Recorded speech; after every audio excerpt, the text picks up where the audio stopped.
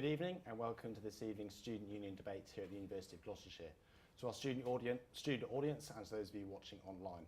My name is Will Luca and I will be your host for this evening's debate, and joining me on the panel are PHOEBE CROOK, Students' Union Welfare Officer, Maisie Jerram, Students' Union Education Officer, Fran Boyt, Labour Parliamentary Candidate for Gloucester, Max Wilkinson, Liberal Democrat Councillor and Parliamentary for Cheltenham, STEPHAN FIFIELD, Deputy Chair of the Gloucestershire Young Conservatives.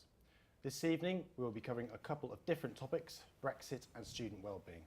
We'll then end with an open forum where you'll be able to ask a question about any topic.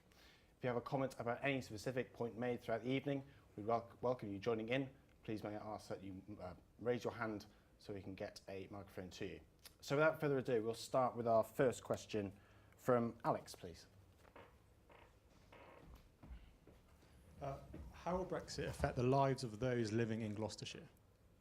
Stephan. Well, I think obviously in part that question is that we don't 100% know where we're going to be in even a couple of months' time, in a year's time, 10 years' time. I think there's some things that we can say that we know are going to happen on the basic premise that I think personally, my opinion is that Theresa May's deal with some slight changes to the backstop is probably going to get a majority in Parliament. And if we continue with the current political declaration that's already been agreed, maybe with also some tinkering, I think we can come to some judgments.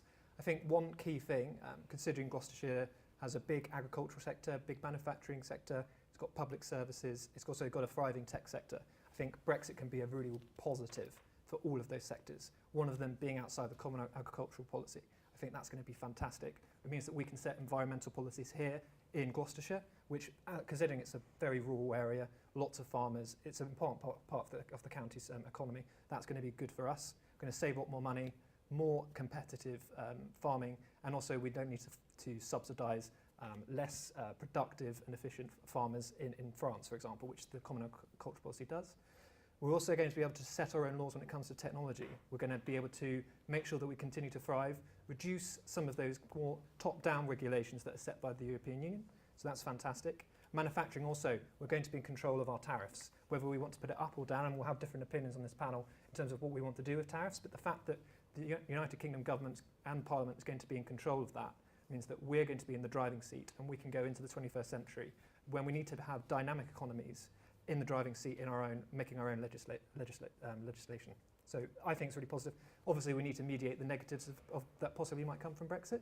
But with the money that we're hopefully going to save, we're going to no longer be making. We're going to save about 10 billion a year, I think. Around when we consider a lot of that money goes to the European Union and comes back, there's still a big chunk that we will be able to spend, and so we can have the choice of what we do with that money. Okay. Fran, how will Brexit affect Gloucestershire as a county? Yeah, I mean, that's a really big question. And I think, obviously, as Stephan laid out, the deal that gets made or whether we have an extension on Brexit, which is looking likely. Hopefully, I really believe that Parliament will not go for a no deal, and the Labour Party is absolutely certain that we're not going to let that happen. So, depending on what that deal looks like, will obviously determine what our economy looks like. However, also who is running this country and what vision they have for it will also determine what Gloucestershire looks like. So, the businesses I speak to in Gloucester are very concerned about Brexit, obviously, and ones I've spoken to in Cheltenham area as well. Aerospace being, a big part of Gloucestershire's industry, and as we move closer to the end of March, it is getting seriously concerning for a lot of businesses, which is not a good place to be.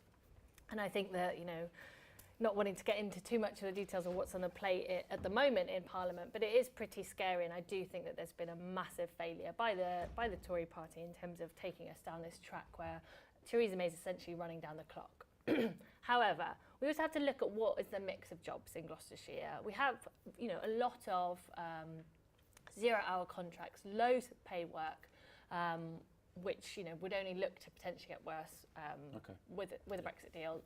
Just one quick point. I mean, it does matter what government we have. So Labour would bring in a living wage. It would ensure that we scrap 0-hour contracts. So we can't just think of the deal. We need to also think about what kind of country we want to be in the next few decades. Considering you mentioned Tories, can I just quickly respond? For example, I work in aerospace for BAE.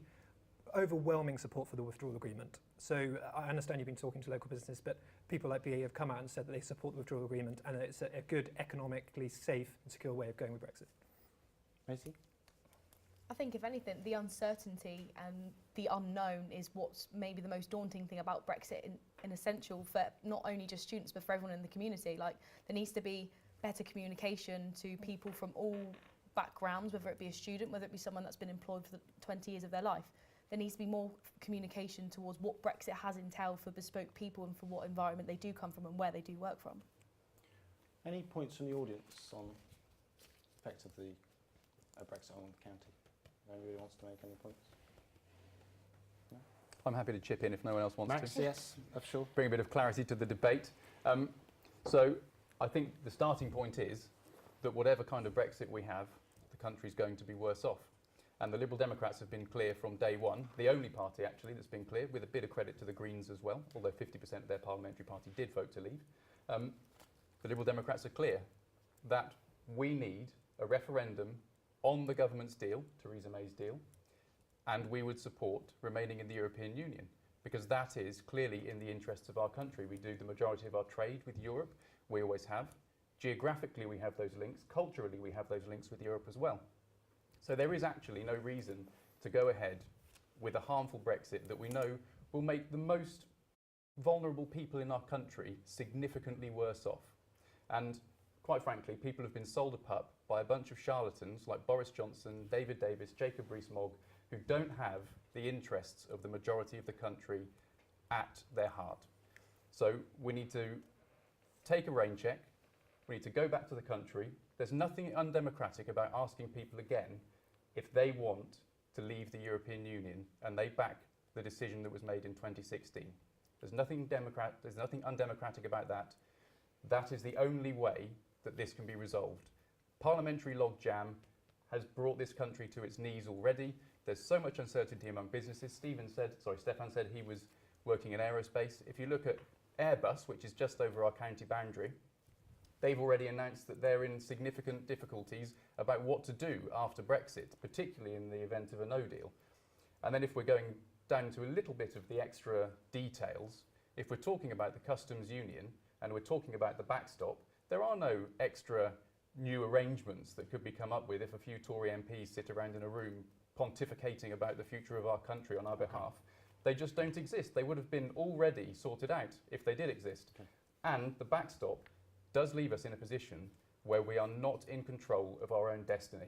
The only significant way that we can put a stop to this is by having a people's vote and then campaigning to remain. And it will make all of the young people in this room much better off in the longer run. No, we're going to go. Okay. Alex, what's your view on this?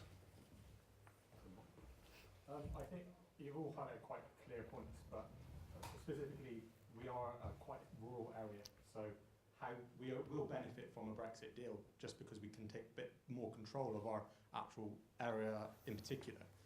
My only concern is the way that politics is going at the moment, and Theresa May is running down that clock a little bit more. Are we actually going to be prepared as a county for a no-deal Brexit? How's that going to affect our day-to-day lives in Gloucestershire? Well, let's go to Phoebe first. Gloucestershire is a county, and are we as a county prepared in case of a no-deal Brexit? Well, I mean, I don't honestly think we're prepared as a country for a no-deal Brexit, let alone a county. We've got students coming to us as a students' union saying, what are you doing about Brexit? Am I still going to... We have EU students here, not even sure if they're going to get their funding for next year, halfway through their courses. The uncertainty, we can't answer their questions because the government can't answer their questions. So I don't really know how, as a county, we can prepare for something that the whole country really has no idea what is going on. Absolutely right. Yeah. Let's move on to our next question from Maddie, please. Should we hold a people's vote given that Parliament can't make up its mind? Fran, Labour's position on people's vote. So, I mean, I voted Remain. I do agree with Max that all of the evidence shows that the economy will be worse off. So why are we kind of shooting ourselves in the foot? But you know, democracy is democracy, and that is what the Labour Party believes in. So we very painfully went through a process at our conference to decide what, as a party, you know, we're the biggest party in Europe, we should do. People's vote isn't off the table, but I guess, you know, we have to look at where we are now in terms of the negotiations and whether people want it. And I go out every weekend in Gloucester, and there's an incredible amount of frustration about you know, whether you'll leave or remain.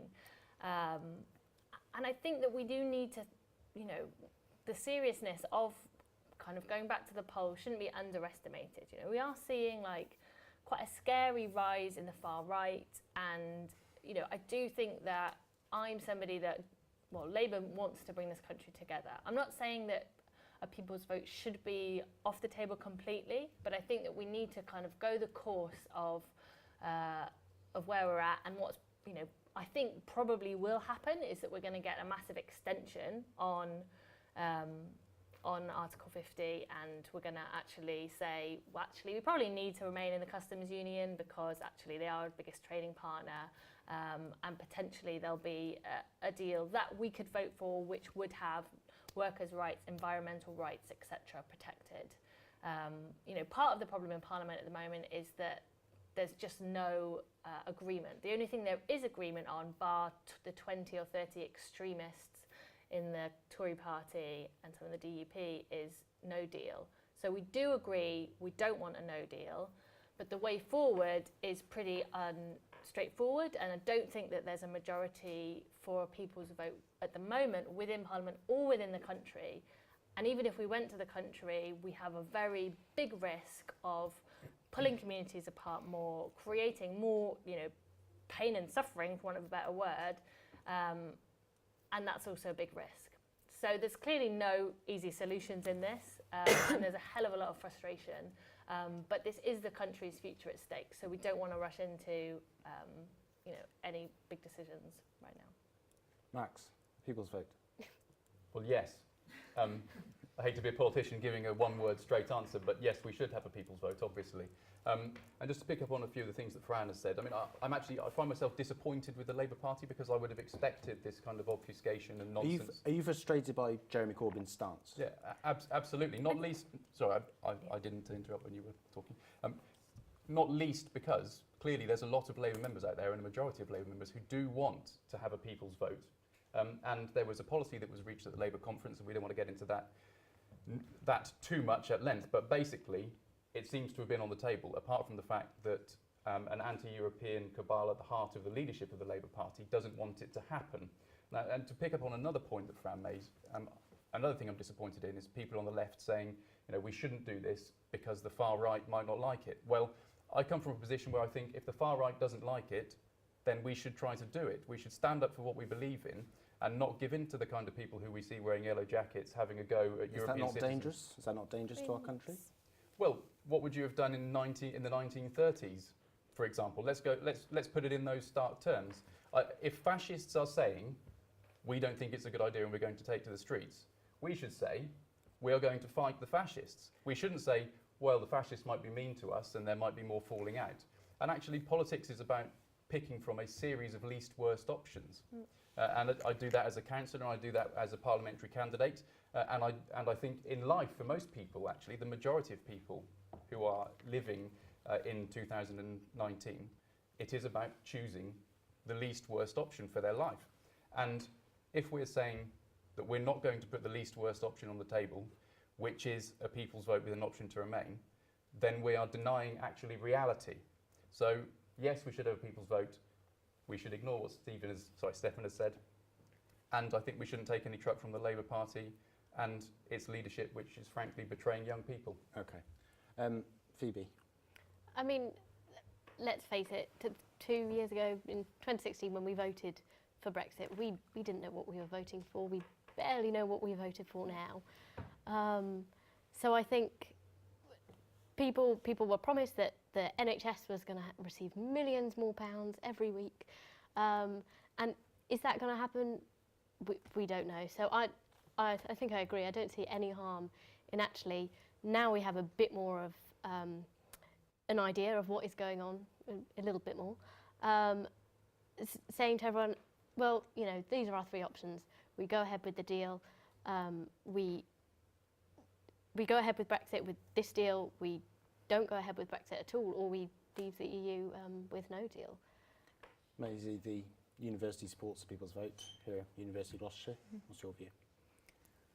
I think that what is the harm if there were to be a people's vote? I mean, in the current climate that we're in now, we're very uncertain with what we're getting and what we're going to get ourselves into anyway. And if there's a large population of the country, whether it's on a local community level in Gloucestershire or further afield across the country, if the people want a vote, then I believe you should give the people a vote. There's no point trying to prevent them from having something that they want to, because at the end of the day it will just cause uproar and it will cause even more political stirring than what there is already, and quite frankly that's not necessarily in the politically corrupt environment that we're in now.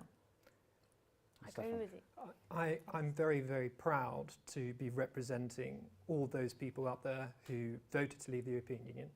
And I feel very sorry for Max and Fran, to be frank. You can tell Fran wants a people's vote. She's been put in a position by Jeremy Corbyn because he is one of the most Eurosceptic members in Parliament. He is only doing what he believes in. And Fran, unfortunately, like the majority of the Labour Party, is going to have to follow him in supporting leaving the European Union when she doesn't want to.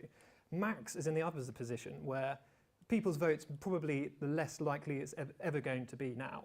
Jeremy Corbyn's basically made it so it's pretty much minimum what's going to happen is if a deal is agreed, it's going to be a customs union. If not, it's going to be something like the withdrawal agreement that's been proposed by Theresa May. And let's be clear what a people's vote would be. What is a people's vote? Why not a squirrel's vote? Votes happen all the time. You will all have a chance at a general election to vote for a party like Mac's party did in 2017, when they lost vote shares and they only have 12 MPs, one more than the DUP. You will have the same chance to vote for a party again to join the European Union. Don't think that you need a people's vote next week to be able to rejoin it.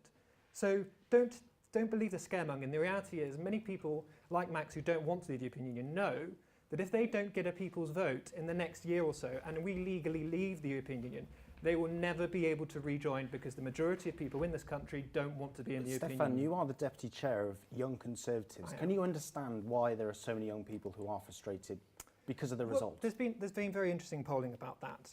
The reality is I represent Young Conservatives, and I can tell you the majority of Young Conservatives are in favour of leaving the European Union in my personal experience. It's anecdotal. Just in Gloucestershire or across the country? It's not particularly shocking. If you, No, should it's meet, not shocking. if you spoke to some Young Conservatives, you might find out more. You need to do that. I to have. be I've parliamentary spoken to member. plenty of them, yeah. Well, you haven't spoken to me. So the reality is, young people, unfortunately, have been fed this kind of myth.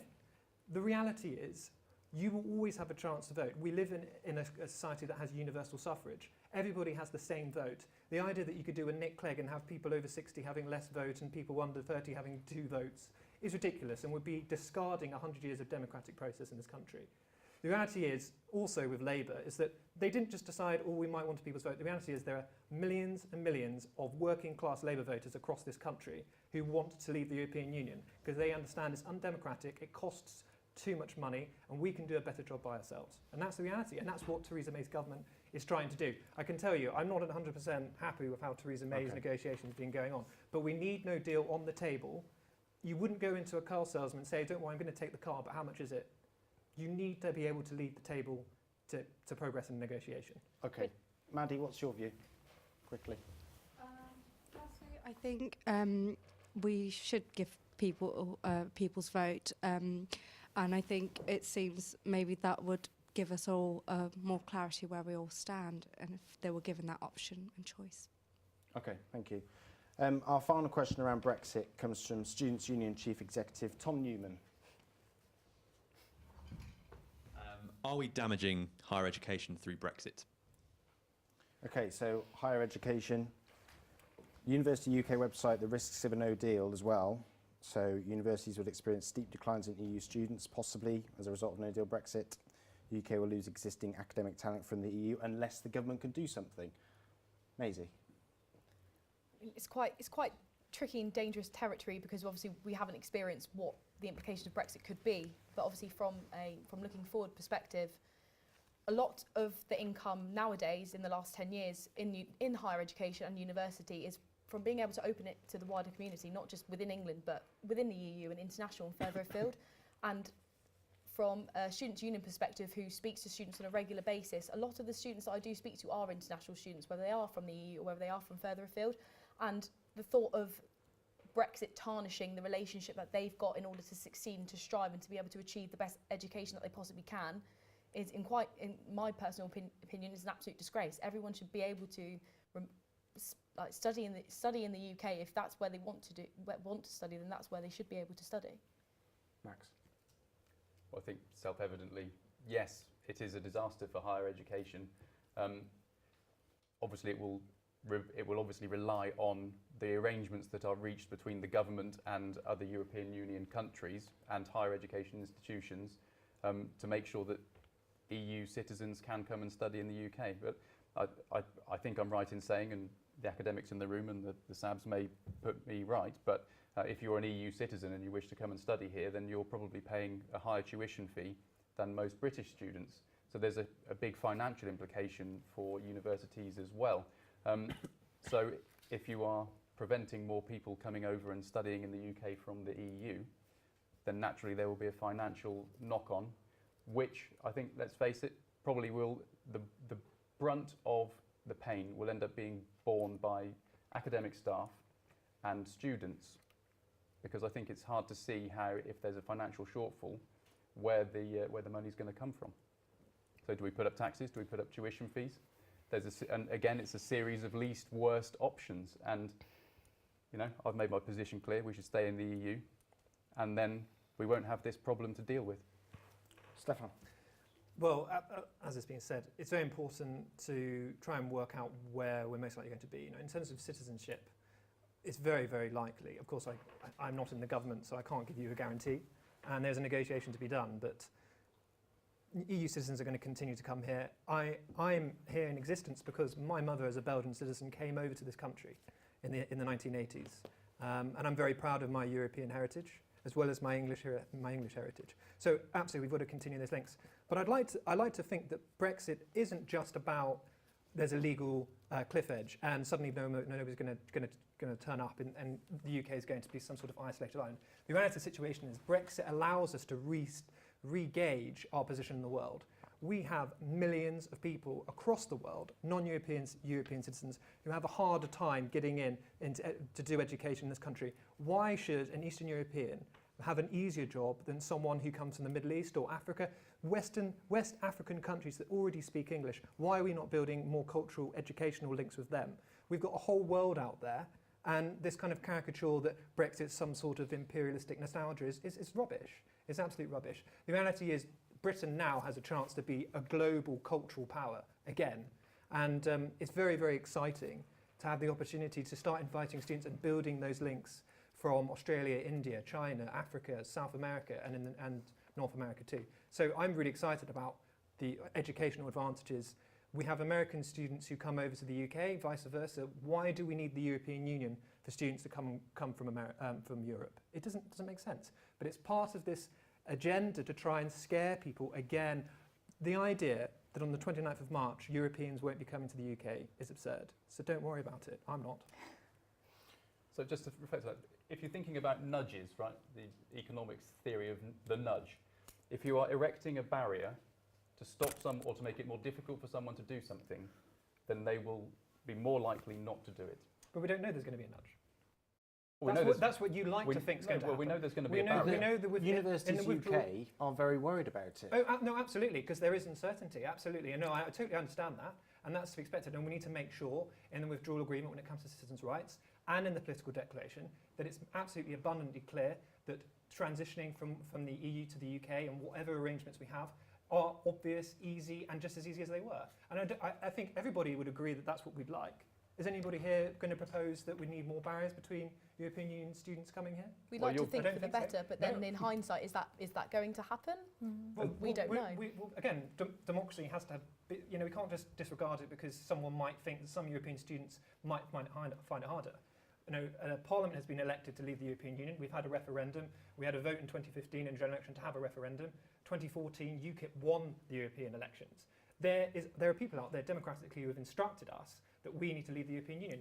We're trying to make it happen. Why aren't people like Max listening? UKIP won the European elections and they took over the Tory party. That was unfortunate. Well, absolutely, yeah, definitely. We'll look at the Liberal Democrats. You disintegrated after 2015, didn't you? Well, I'm still sitting here in front maybe of that's you. a link with. Okay, let's move on. Phoebe. universities are worried, not just our university, but across the country. Well, again, I'm not surprised. It all comes back to this whole idea of uncertainty.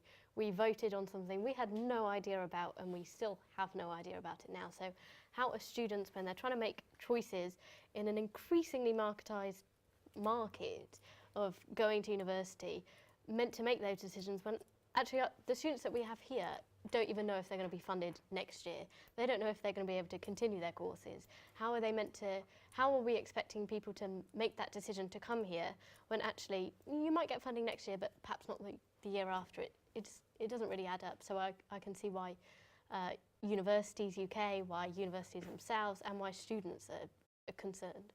And that's why the government's got to make it clear and be confident in trying to give those assurances, have money put aside. There's lots of planning that's going on, even if there's a no deal, which is not the scenario we want. But I'm confident from what I've seen, political declaration in the withdrawal agreement, and with what ministers have been saying. You're going to be. I think things will be fine. But the government, I can understand the uncertainty, and to be honest, for students, it might be worth considering that uncertainty might prop up in their future. The government so far hasn't been clear, It's and they've not important. been clear I'm at sure all they'll thank you for that. throughout the process. They're not thanking me, are they? Well, just the government, you say it's important for them to be clear, but actually they're not clear at the moment. They don't know what they're doing and what deal we're getting. They've not been clear at all throughout this process. So the one thing that is really important to have, we don't. We have a withdrawal agreement. There's a negotiation on a particular legal instrument, the backstop. We have a political declaration. These have been agreed. They're going to be jigged around a bit, but we have a pretty clear direction. The key thing is whether Max and Fran's parties are going to go, right, let's end this uncertainty, let's vote for this deal. We know where we're going to be. European students are going to be able to come here, and vice versa, and let's move on. Now, the real question you should be asking is why aren't people like Max and Fran voting to end that uncertainty? It's not the withdrawal agreement that's creating uncertainty. The withdrawal agreement is the epitome of not uncertainty. Okay. We know what it is. Okay, let's move on. Fran. So yeah, very quickly, I think it'd be good to move on. But I think Stephan's confidence does not instill confidence in any of us, rest of us in this room. That's I remember the Labour Party. That's for sure. And yeah, obviously, it's seriously concerning, and there's been an absolute unbelievable poor leadership, autocratic leadership by May, and we've got piles and piles and piles and piles of legislation which won't be passed by the 29th of March to be looking at some of these things like higher education. But the one point I did want to make is, we need to also look at the structure of our higher education. We're seeing, further marketisation in higher education and private sector coming in. And of course, Brexit is an incredibly important lens to look to see everything through at the moment. But also without that, what do we want our higher education to look like? Actually, we do want an education system which is for education and not for dodgy deals being done with Saudi Arabia or whatever else, which we're seeing, in lots of countries, lots of universities. There are some, I went to the University of Cambridge, and there was certainly some, we did a lot of campaigning on getting our pension funds out of certain companies. And I think that, we do want to think about how we kind of start having a conversation around democracy happening more at higher education level, and some of the leadership in higher education. There's a massive pay gap between the top and the bottom often, and we're, in terms of economics as a subject, we're seeing the revolving door between academic economics departments in the City of London, globalised financial markets. So we do need to think a bit wider about higher education, because it's a big question. I don't think Brexit's the only lens to look through. Okay. Tom, quickly, what's your take on it?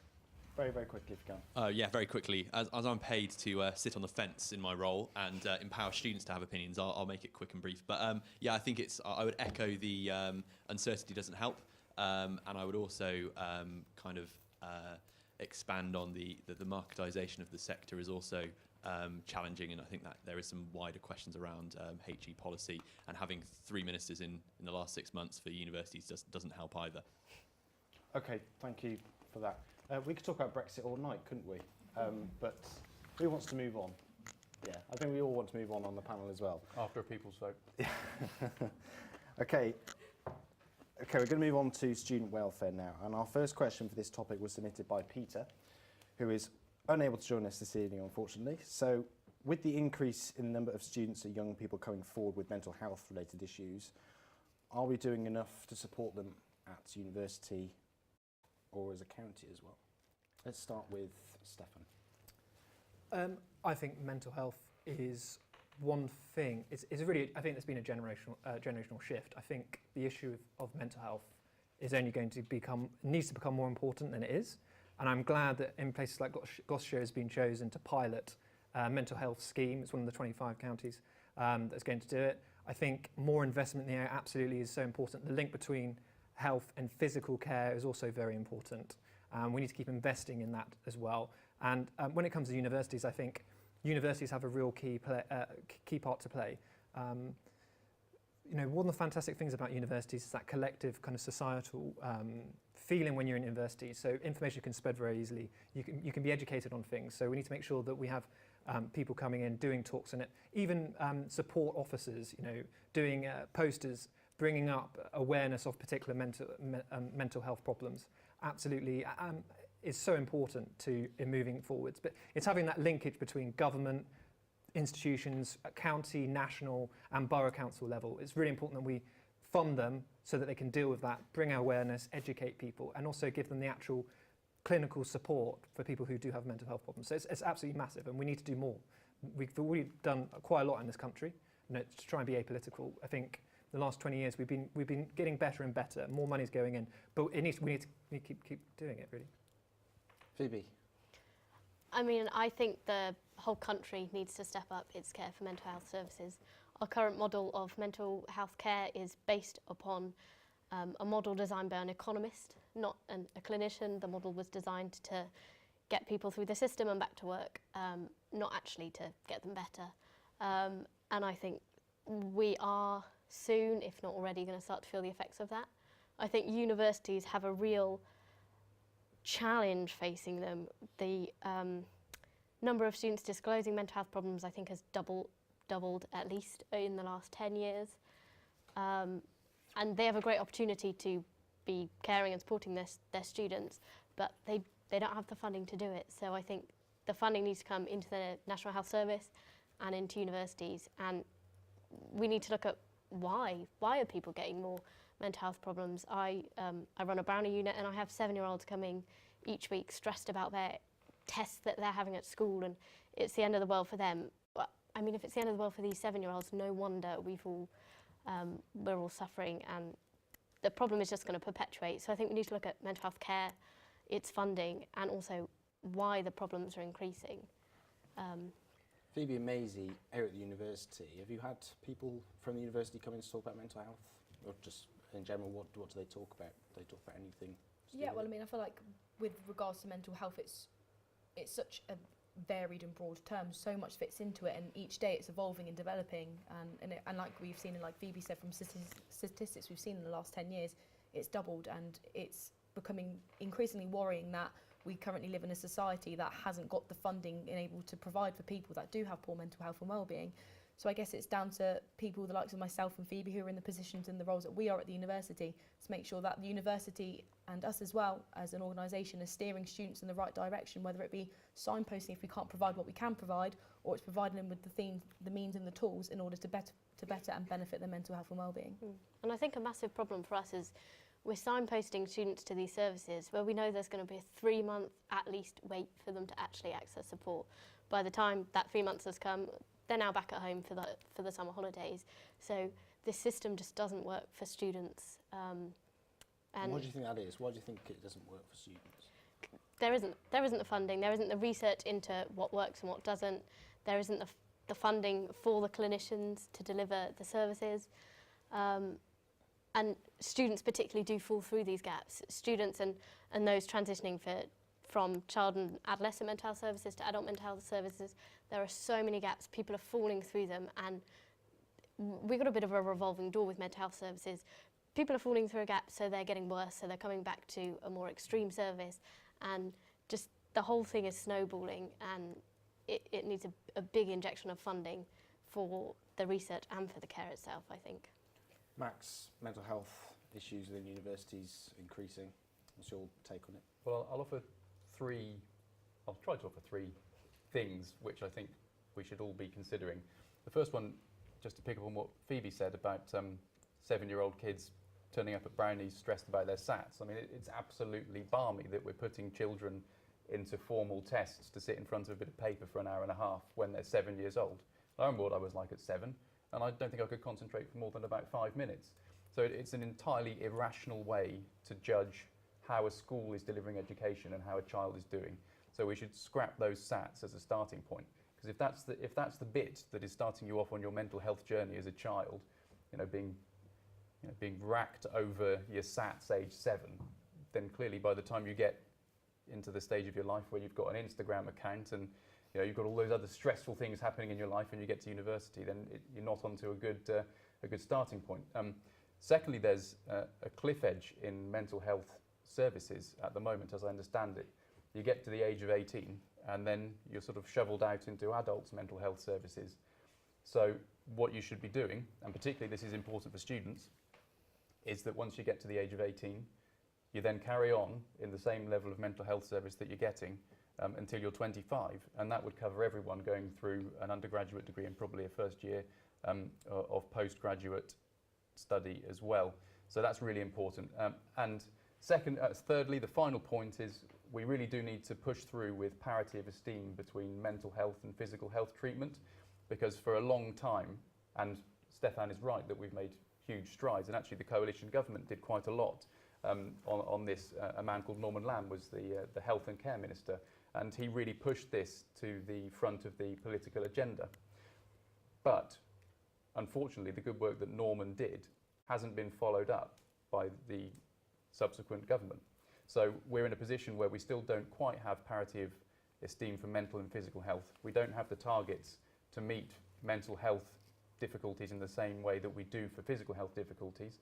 And just as an example, if you have an episode of psychosis, you can be waiting weeks and weeks and weeks before you're referred. And a fortnight at most is, I think, understood to be the safe level, if there is one, for actually getting referred to treatment. Can I? Yes, if you want to give your I mean, view if it's related, you can ask a question and I'll answer both. But Well, there's some few stats. okay. 2015 between 2016, this was a couple of years ago, more than 15,000 UK-based first-year students disclosed mental health issues, which is according to the Institute of Public Policy Research. 2006, 10 years before, that figure was 3,000. So it's constantly on the increase. Yeah.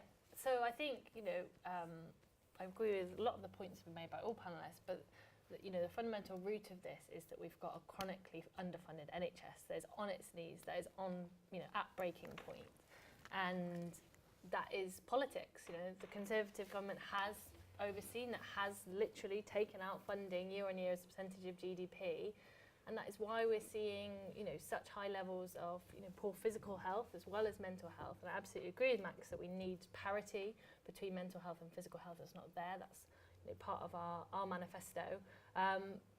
But it isn't good enough that we're the 6th wealthiest country in the world, and we have a health service that we all, are proud of and we all want to protect, that is not only being underfunded, it's being privatised and slowly taken apart. And we haven't seen over the last few weeks much in the news about the winter crisis, but I've been speaking to staff around Gloucestershire, and it is as bad, and staffing levels are that low. And so it does come back to politics and deciding how much we're going to spend, but also with the stress. It's our education system. These systems are all interlinked, and I don't think it helps that we've got £9,000 of tuition fees per year for students.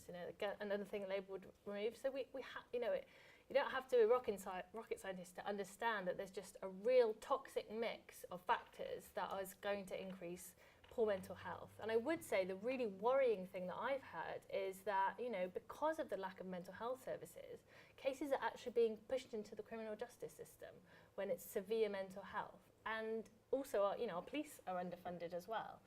And so we have all these public services stretched to breaking point at the same time. That's no surprise. It's because we have a government hell-bent on pulling them apart and ideologically privatising all of them. And unless we actually, get a government that actually wants to keep our NHS alive, then worryingly so. This could get worse and worse, and it's simply not fair. Can I challenge So that? what more can we do? Well, I'd just like to say, firstly, NHS funding is being increased by 20 billion. That's a 3.6% real increase. So the idea that money is being taken away from NHS is just untrue. Mental health spending, it's the highest it's ever been. So unfortunately, I think you need to check your statistics on that one. I think the real issue here, well, in addition, I'd also like to say, if you think the NHS is being privatised, you only have to go back to the new Labour government to look at who started that process. It's not being privatised, that's rhetoric you're using. But the reality is you can't then start blaming yourselves, right? You need to focus on actually coming up with constructive policies rather than saying spending more money and nationalising everything. You need to be more focused on what you're proposing. I think we really need to make sure that funding keeps increasing, and we need to focus on the compassionate side, ensuring that I think part of why students are coming forward is because they feel safe enough to do so. There's more awareness of the issues that people face. Fran, you wanted to respond to that? Yeah, I mean, obviously no one wants to get into a stats war, but 20 billion on top of all the cuts you've done over the last 8 years doesn't figure out. Plus, if you look at what cuts? If you look at in terms of real, We're talking about the NHS. What cuts? we're talking about spending as a percentage of GDP to the NHS. You just said the NHS had cut spending and then we put money on top. That's not true. You know it. But the 20 billion pounds on top of a decline increased spending, in real terms increase. So more money is being spent on the NHS, right? So, I mean, people always say in real terms, we have to look at where we are as a society. We've seen NHS with staff with a pay freeze since 2000. No, but real terms means that it's going above inflation. So it's more money. It's real money being spent on NHS. Stephan, I think you're in danger of mansplaining here. As of the three councillors... And you're in danger of manspreading. As three councillors from all three parties, have you let young people down? Probably, Not just in councils, but in the government as well. Yeah, absolutely. And the opposition and the Green Party and Lib Dems, etc. Have politicians let down young people? Politicians always let down young people because old people are more likely to vote. That's a fact. If you vote, you're more likely to get handouts from the government. That is literally the case. So if we look at the Tory party policies, they're all based around giving out handouts to people who are generally in that sort of above 55, 65, 70 area. And talking about free TV licenses, free bus passes, and there are debates to be had around all of those. But if you look at the rhetoric, and you mentioned rhetoric, that comes out from the government, it is all based on shoring up that core vote. And a lot of that is that's a big explanation for why the Tory party is so hell-bent on the hardest possible Brexit. Actually, if I don't just like to sort of pick fights with other people, but some of the Labour Party policies as well around welfare for older people and throwing younger people to the wolves, I think, haven't really helped either. But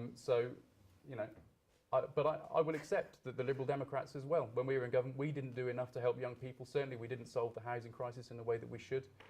Certainly, we should have got more money spent on education. And I'm not talking about tuition fees, I'm talking about early years, and we did quite well with the pupil premium, but we should have gone further. Unfortunately, we were the minor party in government.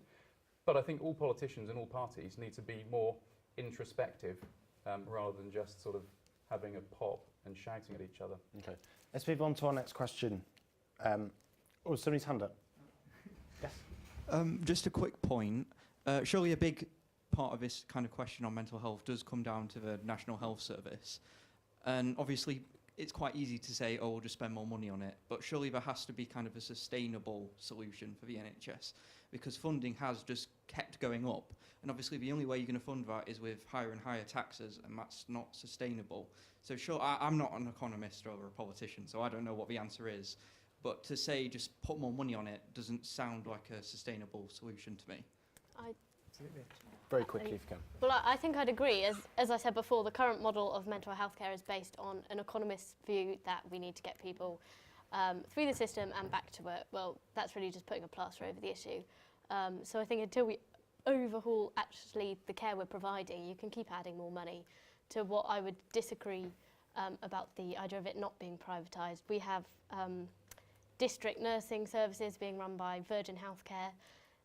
Mental health information leaflets produced by Virgin Healthcare. Our out-of-hours GP services are being run by private companies such as Taurus. It is being increasingly privatised. Contracts are going out to tender and private companies are picking them up. And I think you're right. We can increase the funding as much as we want, but we need to actually overhaul perhaps the care we're providing and put more research into what we can do. Very quickly, Fran, if you can. Okay, it wasn't going to be a quick one, but I mean, yeah, there's lots of issues around how we structure our NHS so that it is completely integrated with social care. I mean, we have a privatised social care system. There's issues there around funding, but it is also around like what we want our economy to look like. You know, if we want to have healthier, happier people, we can't expect them to work on poverty wages. We can't expect them to have a housing crisis when there's, you know, for example, in Gloucester, 4,000 people on the waiting list. The Conservative Council's building 16 social housing units this year. You know, we can't keep going with an unbalanced economy that focuses on the City of London and housing bubbles over balancing our economy so that we create good jobs in industries we all want, like green technology. And, you know, essentially, as a comrade calls it, it's the national sick service. You know, you go there when you're ill. And so we need to have a healthier society, and that also starts with what kind of economy we want to build. Okay, let's move on to our next question from Charlie Crawford, please. Hi, yeah, you've touched on this a little bit already, but do you think that we are putting too much pressure on students and young people at school, at university, and do you think that we're just sort of we're looking more at the solution but not at the cause there? You talked about the brownies. When they're age of 7, they're under stress with SATs. University students stress as well. Yeah, I mean, we're testing people too young and too often. I think we need to look at the system as much as the solution, just like Charlie suggested. Students are under so much pressure. There's pressure to go to university nowadays, and as you say, now you have to pay £9,000. Well, yes, you can get a student loan, but the interest rates on the student loans are ever increasing. I think by now I'm in about £56,000 worth of debt at least, and I come from a background where, you know, I have also been supported by my family, but not everyone has that option. So you're completely right, there's just this toxic mix of inadequate education system where we're just putting so much pressure on students and children and young people with increasing financial pressures, increasing housing pressures, and something's got to give. And it's sort of worrying to see what that will be. When it comes to university students, Max, they might feel themselves with joy or dread going to university, so are we putting too much pressure on our students? Probably on some university students. I think there is something in this argument that you go to university and there's sort of like a factory and you're expected to come out the other side and then you get the job that you've always wanted. And actually I think a lot of people don't know what they want to do when they go to university, and for a lot of people university probably isn't the right choice. And for a lot of those people for whom university isn't the right choice, they probably end up at university. So I think there is a big argument for higher level technical qualifications, and some of them might be delivered by universities or higher education institutions. And we've got to put more emphasis on that as a nation. And of course there is a huge amount of pressure on young people from a very early age. That's why we've got to scrap the SATs on kids. And then probably get rid of GCSEs as well. I think that's probably a good idea because there is no reason to have GCSEs anymore. In the olden days, you left school at 16 if you wanted to. Now you have to be in some form of education and training until you're 18. So why are we having examinations at 16? So we've got to consider all of those things in the round, I think, and then only then will we end up coming up with something that is a coherent strategy for education for the country, but also one that offers young people a decent amount of options for what they want to do until they're 18, 21, 22, 23. And I didn't know what I wanted to do until I was about 25 and I became a journalist. Now I'm 34, I still don't know what I want to do. Fran, putting pressure on students, not just university, but schools and colleges. Yeah. Is there too much pressure on students? I mean, yes, and as I said, you know, previously, you have to connect it to the wider economy that we live in. You know, we still live in a kind of hyper-consumerist culture as well, where you're judged by, you know, what you own and how much money you go on to earn potentially when you leave university. We also are now in the age of social media. You know, I've suffered with poor mental health myself, and I must say, like, social media doesn't make it any better. It makes it a lot worse. And so I think what we need to shift is, is towards, at least, especially in higher education, in secondary school and further education, a more holistic way of looking at what education is. And I do think at the same time we need all these changes to, whether it's NHS, education service, we need a shift in culture as well. And I advocate things like a 4-day working week. In fact, there's no reason we shouldn't be able to implement that, but it is around how we run our economy, not on poverty wages, not on a housing crisis, not on a breaking health service, and that requires, serious structural transformational change. Stephan? Personally, I think there is too much pressure. I think there's too much pressure, firstly, for people to go to university. I think so much of secondary education is about getting to university, and we have to remember that 50% of people don't even go to university.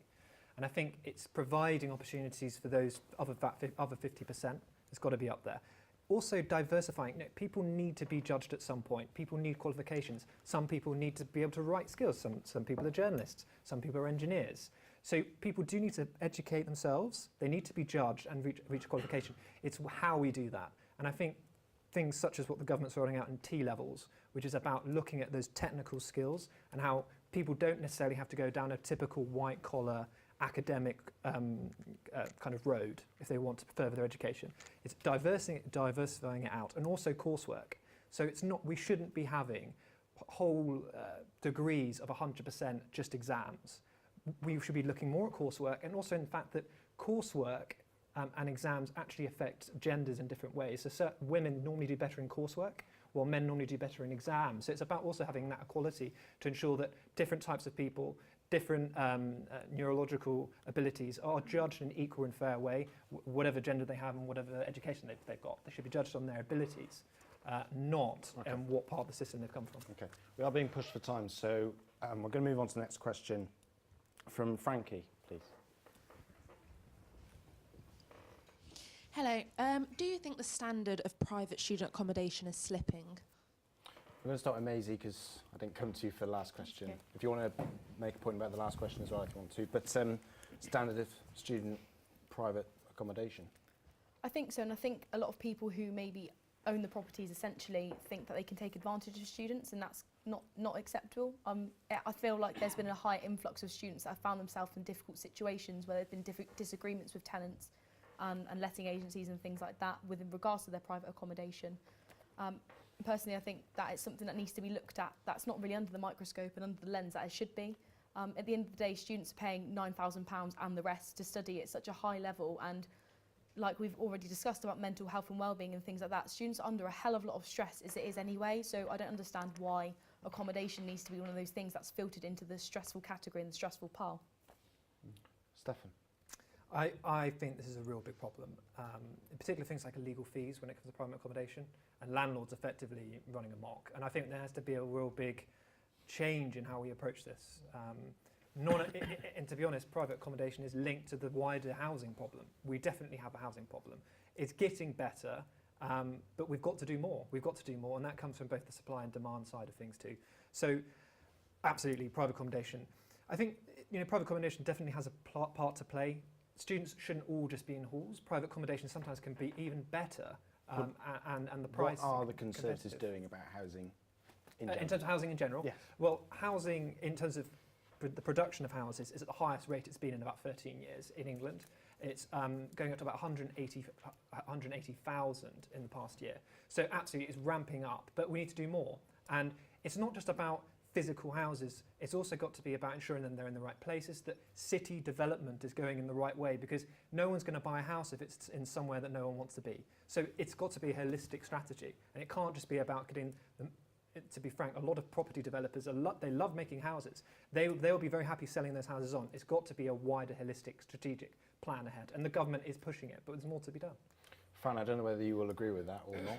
No, I mean, not being done, obviously. Private We've got student accommodation. Housing crisis on our hands. A lot of it's driven by,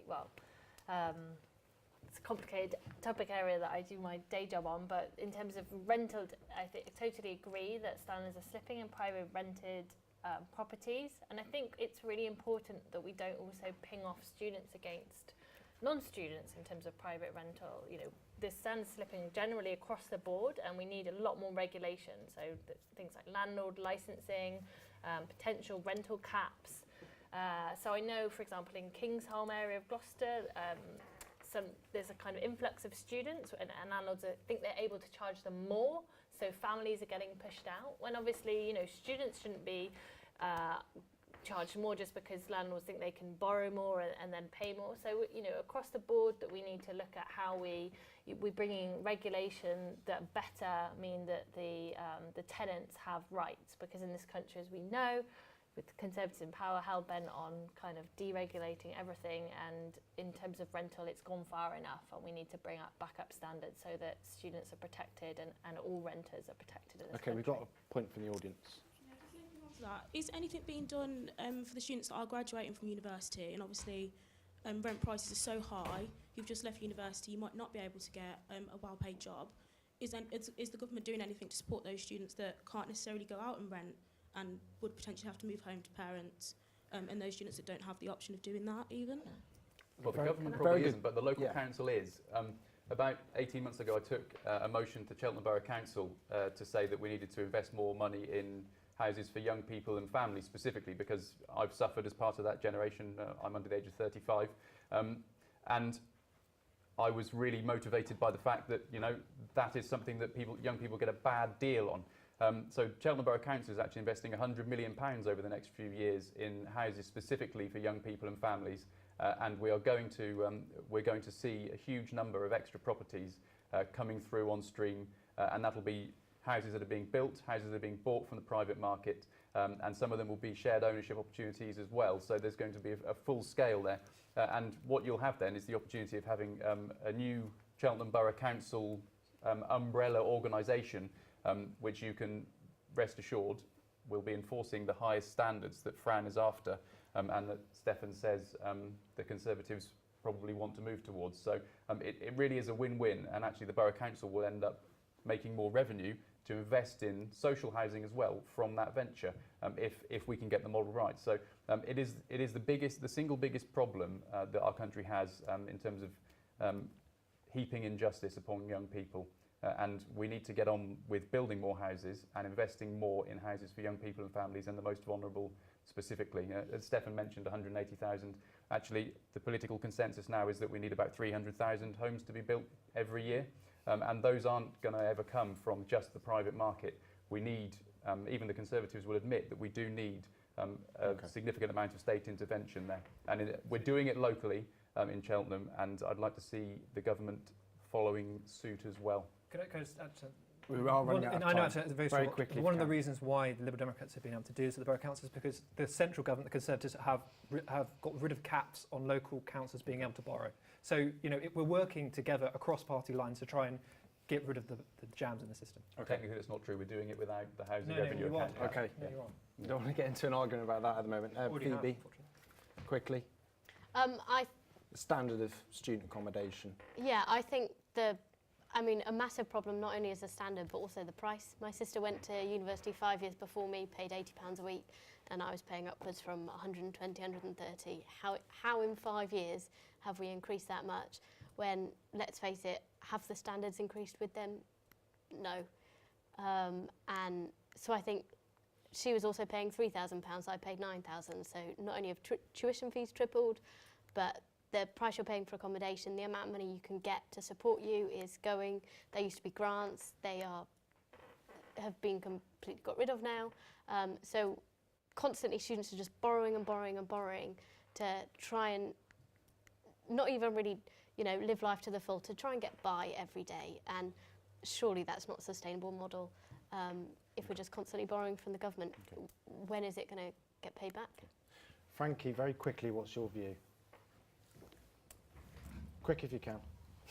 Yeah, I agree. I think the student accommodation is not good. Like, you can pay almost £100 a week for a cardboard box size room, and it's just atrocious. So I think definitely some things need to be done about it. And I agree. I think it adds to the mental health issues and just student loan money borrowing. It's kind of all over the place. So I would agree with most points, actually.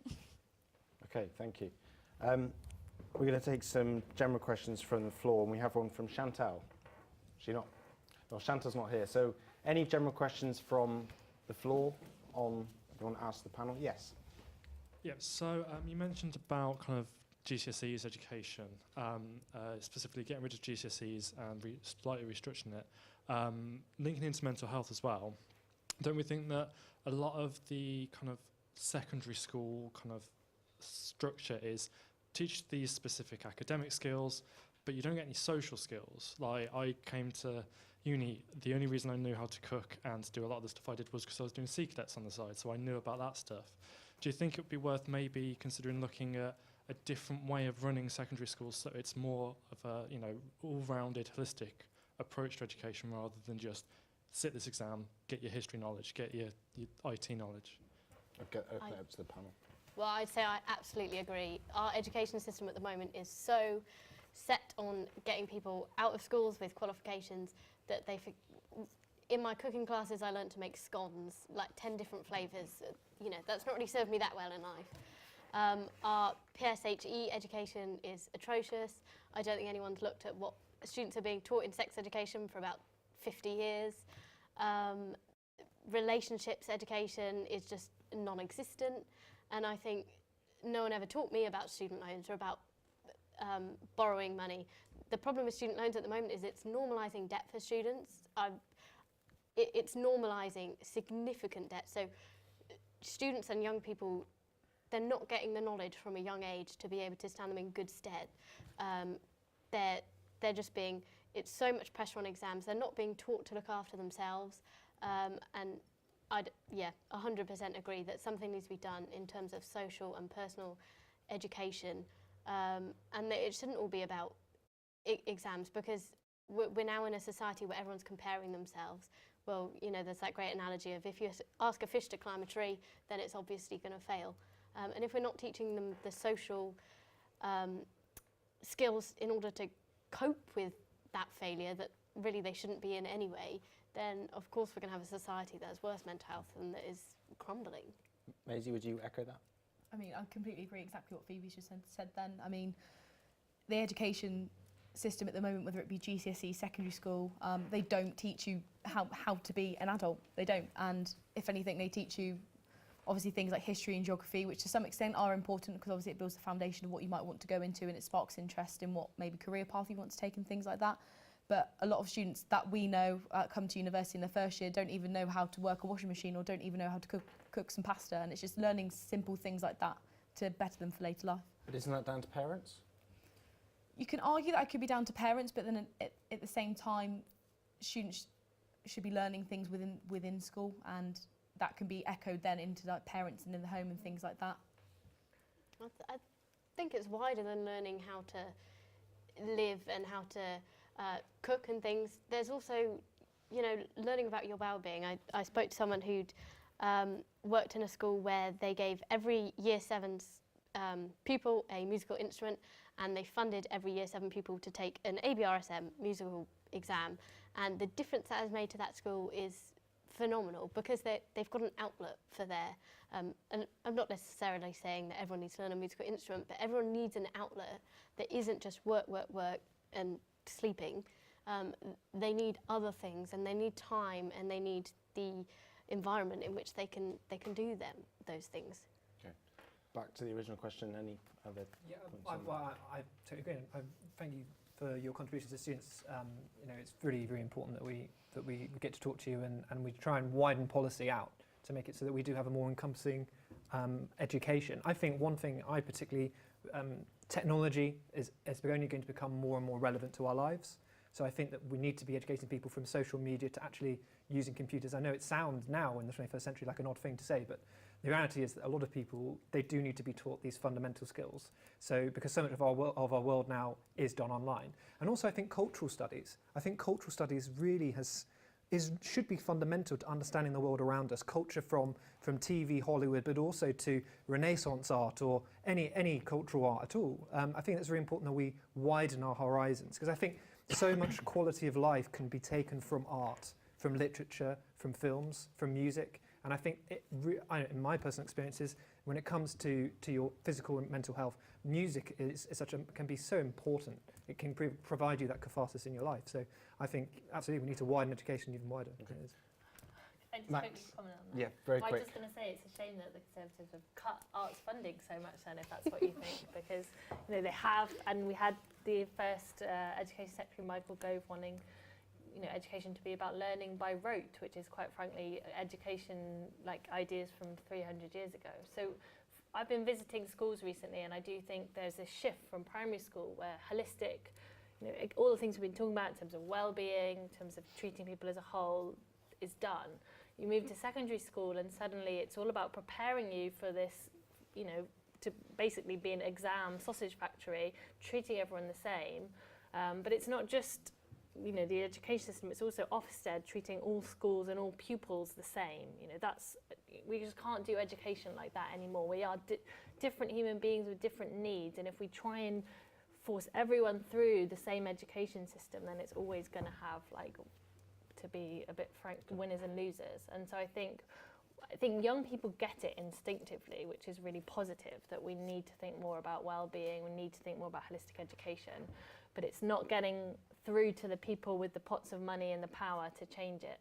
Yeah, we should definitely abolish Ofsted as a starting point, Yeah. and replace it with something that is entirely more rational, based on feedback given by pupils and given by parents as well, rather than someone rocking up and spending 2 days in a school and getting a tiny snapshot and then judging how well a school is doing. It's entirely unfair on the pupils, and it's entirely unfair on the teachers too. As Stephan mentioned, how we might take a great deal of joy from Renaissance art. Well, I went to a failing state secondary school, what you might call sort of a bog standard comprehensive, and it was I started there just at the end of a long period of Conservative government, and it was falling down. And there wasn't any time for Renaissance art because we were dodging the masonry falling off the roofs, it was more about crowd management than anything else. So what Fran says is true about education and funding. The most important thing we can invest in this country is educating people from probably through 3 until 18, I think, starting with more at the lower end, particularly because if you can have a big impact on someone when they're between the ages of 3, 6, 7, 8, then you can set them on a decent course for life. Any other questions from the floor?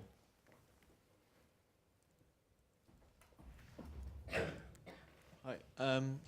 Like the Labour candidate mentioned earlier about police cuts and funding, I was just wondering why the Labour Party last year decided to vote against an increase to police funding, and again this month voted against a police grant report in Parliament.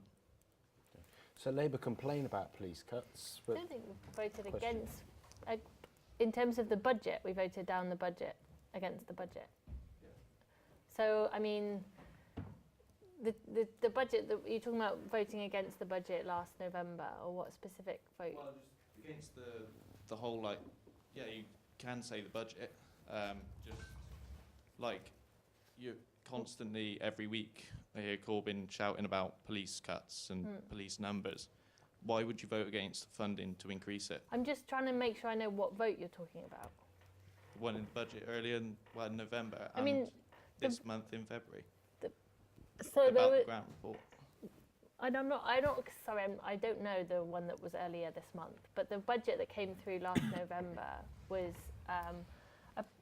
going to make people on the lowest incomes worse off, and so it was a budget that we couldn't vote through. And in terms of moving around tiny pots of money, so I mean, there was, going back to education, I went to Newent School where we didn't have anything falling off the ceilings, but we also didn't have Renaissance art. But the kind of this tiny amounts of more funding for education was one that I looked into particularly. And I was speaking to teachers, and they found it quite frankly an insult to be given the little extras. I'm not exactly sure what the increase in police funding was, but if it was part of an entire budget that made the people on lowest incomes poorer, that would be why Jeremy Corbyn didn't want to vote for it. And it is, I can understand why that sounds frustrating. I know also Gloucestershire is looking at increasing council tax to pay for more police, which I don't know what everyone thinks about that, but obviously the jury's out. The fundamental point is we need our police service funded properly, and we need safer communities, and that doesn't come from a small amount of money here and there. It comes from a complete rethinking of how you fund public services. Let's move on quickly. Max, you want to make a very quick point? Just some sympathy with what Fran has said about properly funding the police force. I mean, in Gloucestershire, we've got 250 fewer officers on the streets since we've had Conservative Home Secretaries in charge of the budget. That sort of speaks for itself. Very quickly. Because he's made a challenge there. The Martin Sewell, who is the police commissioner, who was supported by Lib Dems, actually introduced a precept on council tax. So he increased your council tax, and he's in charge of police in this area. So I think you should get on the phone and talk to him. Okay. Well, he gets a pot of money. Stefan, you're talking absolute nonsense here. Police commissioners have the option to increase funding. He has. He gets a pot of money. And you're now complaining about what he's done. So you should go and talk to him. Let's move on from the police misleading stuff. people. He gets a pot of money from the government. He can put up his council tax a little bit. He has the right to raise taxes. He has the right to raise. We've only got 1 minute left, so where's that money very quickly. Maisie, Phoebe, police cuts. Do you feel safe within Cheltenham? First of all, that's a big question. Well, first and foremost, whether it's honest from a safety outlook, personally, I think it's dependent on the person, whether you're on your own, whether you're in a group of people and things like that. But in a nutshell, in hindsight, I wouldn't say no, I wouldn't feel safe whether it be in Cheltenham or whether it be in Gloucester. And I feel like a lot of young people, especially students, maybe feel the exact same thing and empathise with that as well.